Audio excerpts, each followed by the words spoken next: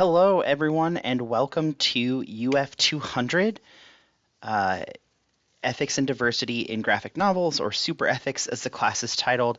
My name is Dane Johns, and I'm your instructor for the semester. What I'd like to do, this is your welcome video, you're welcome to the class. I'm going to tell you a little bit about myself and also kind of go through the syllabus and some course expectations, and then you'll have a good idea of how the course is going to be run. So first, I'm going to tell you a little about me.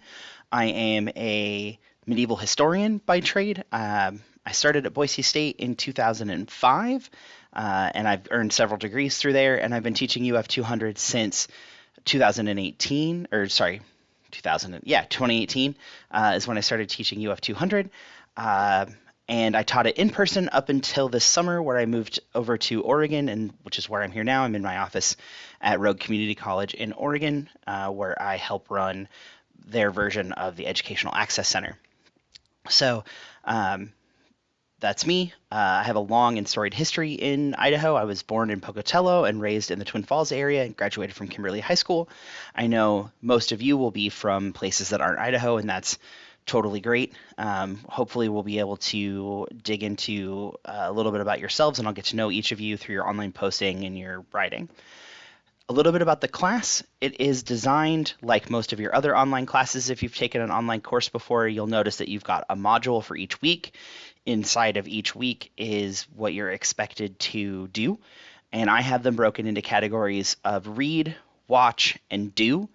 And so each week you'll have at least two of those. Most weeks you'll have all three. So I'll provide a video for you to watch. Most of the time that'll be a recorded lecture. I will functionally record the lectures that I'm used to giving in person and have you watch through those, and then you'll be able to take some notes and retain that information moving forward. Some weeks, especially this week, in addition to this video, which will probably end up being about 20 minutes or so, you'll have a series of short videos from the Green Brothers channel crash course on philosophy. Normally, if we were in person, I would do a whole day on philosophical frameworks. We'd spend an hour and 15 minutes discussing the different approaches to different ethical philosophies. Instead, I'm going to have the Green Brothers do that, and they're going to explain it. What's neat about the way they approach a lot of their philosophical concerns is they use Batman as an example, and this course is going to be focused on graphic novels, and so you'll watch through those, and then each week you'll either take a quiz, do a writing assignment, or both. A lot of the weeks I'm going to have a little quiz. They are going to be 10 points each week, and they are going to be multiple choice, and you should have everything you need to pass that quiz perfectly, and I'm not going to fill them full of like gotcha moments. I don't think there's a lot of learning to be done in me trying to trick you in a multiple choice quiz. What I'm doing with those is replacing weekly attendance points. When this course is in person, obviously I reward students for showing up, and so this is my way of rewarding students for actually doing the reading and watching the videos. So those are going to be a thing you're expected to do every week. The quizzes will likely be due by Friday, and any writing assignments you have will be due by Sunday night, when Sunday becomes Monday. That's when I'll set all my due dates for it. This course uses graphic novels as its jumping off point and its content, but it is a writing course. It's ethics, diversity, and writing. Those are the things that the university expects you to have a experience with, and that's what UF 200 is designed to do, is give you that experience. And so I'm going to ask you to do a series of different types of writing over the course of the semester. A lot of them are going to be responses, so I'll give you a series of questions. You'll pick 2 or 3 of them. You'll answer them to the length that I've specified, and you'll turn that in, and I will take a look. You'll also be doing a major writing assignment to close out the semester. You'll have a proposal, a bibliography, and then an opportunity to get feedback from your classmates through I'll put you all in a peer reviewing groups, and you'll be responsible for peer reviewing each of your classmates, like 3 or 4 people's papers before the final version of the paper gets turned into me at the end.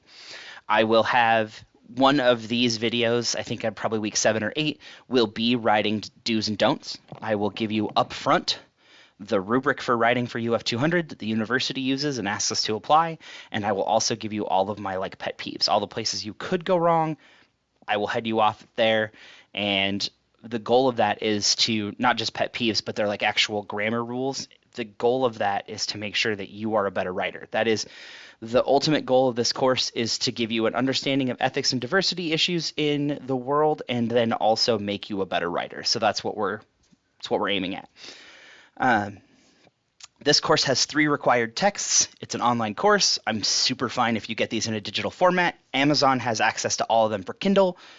Great. Otherwise, feel free to order through either the bookstore or Amazon or any comic publisher. If you've got a comic shop in your hometown, if you're not in Boise, you can pick those up. If you are in Boise, I highly recommend you swing by Captain Comics on Vista Avenue, just up from the university.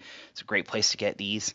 And they know me personally. I've been teaching this class for a while, and can help you out with some of those things. So the 3 required texts are God Loves, Man Kills by Chris Claremont. It's a 2-issue, really important story. It's an X-Men story. The second one is Civil War. Civil War, the comic book, is very different than Civil War, the MCU movie. So if you just try to watch the MCU movie and you don't pick up Civil War, the comic book, you're going to be lost, and I will know. And while your classmates may not necessarily know because they're not interacting with you face to face, I'll know. So read the comic. It's not that long. And then the first one, I know I counted them down kind of in reverse order, but the one you're going to need to get and start reading immediately is Young Justice Volume 1. It's really important that you get the right Young Justice. There is a Young Justice that is from Cartoon Network. Not that one. You want the one that was published in and around 1999 is when the original comics were published, and then of course the collected edition is much later. But it needs to have the version of it has Superboy, Impulse, Robin, Wonder Girl, Secret, and Arrowette on the cover, and should feature some Justice League members as well. And the reason I choose graphic novels, this question I get a lot, is because it's dual medium. It's both a written medium and a visual medium. So it's a type of experience you can't necessarily get out of a prose novel or just looking at a painting. You get the written word and you get a visual that comes with it. And also graphic novels are some of the first places to be explicitly political in their approach to storytelling. In my lecture for next week, week 2, we'll be looking at the history of graphic novel publishing, and in that we'll talk about everything from like comics origins in like newspapers, or even really like ancient Roman graffiti, and we'll bring it all the way through the launch of the American superhero phenomena in the 30s and 40s, and kind of get us pointed towards the historical significance of American comic book publishing. Each time you read something or watch something, I would like you to take notes. Normally I have these done by hand, because every study ever suggests that if you do it by hand, you will retain a lot more of it. So I'm going to have you take handwritten notes. I'm going to have you take handwritten notes on, normally I would assign I'm looking to see if I have one here in my office, and I don't, a composition notebook. In fact, I recommend that you go get one. Composition notebooks are smaller pieces of paper than like an 8.5 by 11 or a spiral notebook. You can get comp notebooks at Walmart for less than $1, or at least you could last year. They might be a little over that now. But get a composition notebook. For every reading that I assign and every video I assign that's not a lecture, I want a page of handwritten notes. And if you'll notice, every so often there's a journal check assigned. If you've already looked at the modules, you'll notice there's a journal check assigned. Those journal checks, I'm going to have you take pictures or scan your handwritten notes and upload them. And I'm not going to grade your notes on their content. I'm not going to look and make sure that, did so-and-so pick up on page 98 of Young Justice, there's this really important thing. Did they notice that? I'm not grading it on what you wrote down. So the format and those things doesn't necessarily matter. They are to prepare you to recall these things later, to either help on your quizzes, because you're welcome to use your notes on your quizzes, although the quizzes are timed, so you won't have the infinite time to look up the answers. So you'll want to have that information on hand. And then also to prepare you for the discussions we're going to do. I haven't quite sorted this out yet. By the time we get to a discussion, I'll have it sorted out.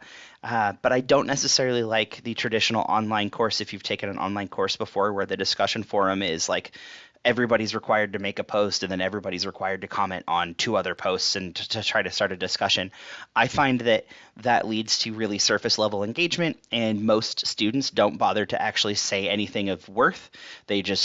Somebody says a really uncontroversial opinion, and then someone else comes in and says, oh, I really liked the way that your opinion was purple or whatever, and there's no discussion back and forth.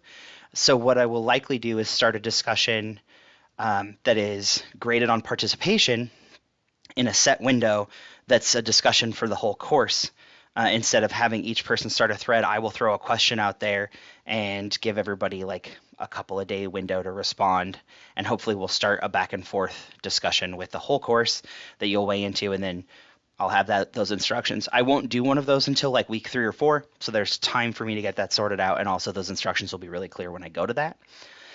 The only discussion thread that's up right now is the course questions. So after you've watched this video and you've read the syllabus through, if you have any questions about how I'm going to grade things or my approach or any of those things, feel free to put those in that section and I'll respond as soon as I can. Most of the time, Monday through Friday, 9 to 5, I'm available to answer those questions, and I'll be checking our Canvas site fairly regularly. In the syllabus, there will be ways to get a hold of me. My email is the easiest. We can set up a Zoom discussion if you want some personal help. That's super easy to do. The required texts are in there. The learning outcomes are in there. How I will be grading this course is in there. So if you have questions about how I'm going to apply my grades and those kind of things, they're in there. And then, of course, a week by week, at least topic and assignment schedule will be there. If the syllabus conflicts with the way the modules are laid out, the module is correct, because I'll be making changes to the modules and I won't necessarily be going back to adjust the syllabus if I need to move some readings around or whatever. But inside of each week will be due dates. The readings will be posted there, and there'll be a breakdown of week 1. Here's what the theme is. Here's what our goals are. Here's what you're required to do. Watch, read, do, and then I'll post all the links to videos and stuff in there, so that's probably how you found this video, and I'll make an announcement each week if I'm going to change something. I'll put that in the announcement section. When this course was in person, it had a lot of role-playing exercises that were attached to it, and so not all of the modules date and day today are complete. Because I'm replacing about 7 weeks worth of content that can't really be done in an online format with new stuff. And so I'm still sorting out some of the end of the semester stuff, but the first few weeks are all there, and all of the welcome pages are at least up. I would recommend that you don't work ahead too far, a week or 2 at the most, but you're going to be able to see what's expected of you for the whole semester from day 1. That I've got taken care of. And at least the week before you're expected to do anything, full instructions, all that'll be sorted out. I'm hoping to have that all sorted out by like week 3 or 4 and have the course really complete there. But all of the readings that I'm porting over from previous semesters are all already there. You can go read everything in the first couple of weeks if you really want to, although I would wait and read them when I'm going to be asking quiz questions about them. You can look at what your final project is going to be like, and I would recommend that you do that sometime in the first couple of weeks. You go take a peek at the final project. I will be making a video possibly, but for sure a post about what my expectations around the final project are, and I'll kind of explain that here in a minute in brief, so that you've got an idea of what you're going to be asked to do for your final, and then we'll work through it a week at a time. Okay, so let's talk about the writing assignment. I think it's really important, and this was a skill I didn't have when I went to grad school to get my master's degree, but I think it's really important that everybody learn how to do a literary analysis. That's different than a book report, and it's different than a persuasive essay. So what do I mean when I say literary analysis? You are going to pick a topic that's important to you. It can be any ethics or diversity topic. You can talk about redlining. You can talk about the gender pay gap. You can talk about you can't just choose capital R racism. You have to pick a specific kind. You can talk about representation of a dozen different groups. You can talk about police violence or the Second Amendment or anything that's important to you, any social ethics or diversity issue at all from any angle. And what you're going to do isn't necessarily to convince me that your stance on this issue is correct or the right way or any of those things. You're going to read 2 to 4, 3's the sweet spot, stories that aren't one of the 3 comics that I've assigned. And it doesn't matter what kind of comic. My expertise is in American superhero stories, but I know there's thousands of other types of comics, and not just from America. Manga's on the table for this, French comics, anything you want to read. And you're going to read those 3 stories, and you're going to evaluate those stories on their accuracy. So this will require research. That's part and parcel with what's going on. You can't just read it and go like, oh, well, this comic I read, I'm trying to think of a good example. Let's take AI for an example. Oh, I read this story about Red Tornado. He's in Young Justice, and I think he's a really good representation of where AI could be in 25 years. And I play with ChatGPT all the time, so that's why I think this. That's not going to work. You're going to have to go do academic research, which you should have a handle on right now, an idea of how to do that. And if not, we'll work through those. Your UF 100 class should have given you a handle on how to perform the research. But you're going to come up with research, you're going to read the story, and you're going to say, hey, Red Tornado, probably not a good representation, or he is, or whatever your stance on this thing is, but you're going to have to get experts to agree with you. You'll have to say, oh, so-and-so at MIT has been doing AI studies for 15 years, and here's a study he published about, non-generative AI and where it might go in the future paired with robotics and those kind of things. So that's what you're evaluating. You're going to pass judgment on not the topic, but the comic books or graphic novels that have the topic in them. If you're talking about, say, for instance, the foster system and adoption, and you read Shazam, right? Because Billy Batson, who is also in Young Justice that you're going to read soon, is a foster kid. You say, hey, here's this example of a foster family, and all this research says that it's either a good example or a bad example, or it's not terribly representative because of this, or it is representative because of that. Whatever your opinion is on the literature itself, you're going to have to get people to agree with you. And I hope that's clear for what I'm asking. As far as length goes, you have 6 pages. You're going to do the traditional 12-point font, Times New Roman, that kind of stuff. We're getting close to the 20-minute mark, and I want to keep it short, but I'm going to reiterate this next point a few times. When you turn in a written assignment to me, do not turn in a Google Doc. If it comes as a Google Doc, you get a 0. I will move on. I want a file in Microsoft Word. Google Docs are not a file or not a word processor. They are a file sharing service that look like a word processor, and they're missing a lot of functionality that you need in a word processor.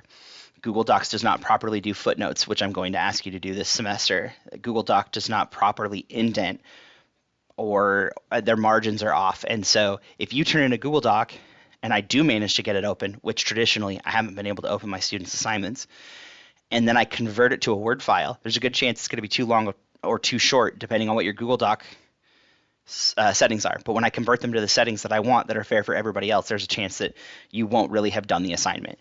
And so Google Doc is a no. Don't turn it in. I won't even grade it. I won't ask for an update. I will just give that assignment a 0 and move on. So you're going to submit a Word document. Now, you might be saying, Dane, I don't have Word on my computer. Boise State has a license. If you're a Boise State student, every single student gets access to a free copy of Word that can be put on your computer.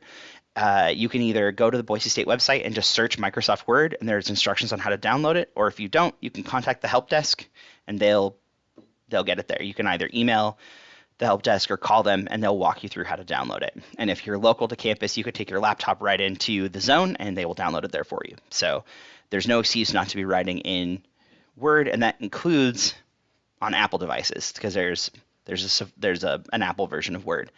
That is the industry standard For education, if you choose to be an academic professionally like I am, that is the requirement.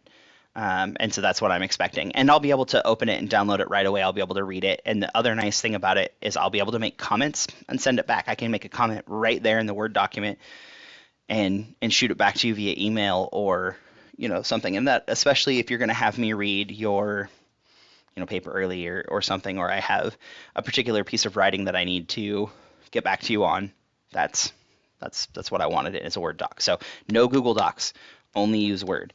Like I said, it's a Google Docs is a file sharing system masquerading as a word processor, and you need a word processor for writing.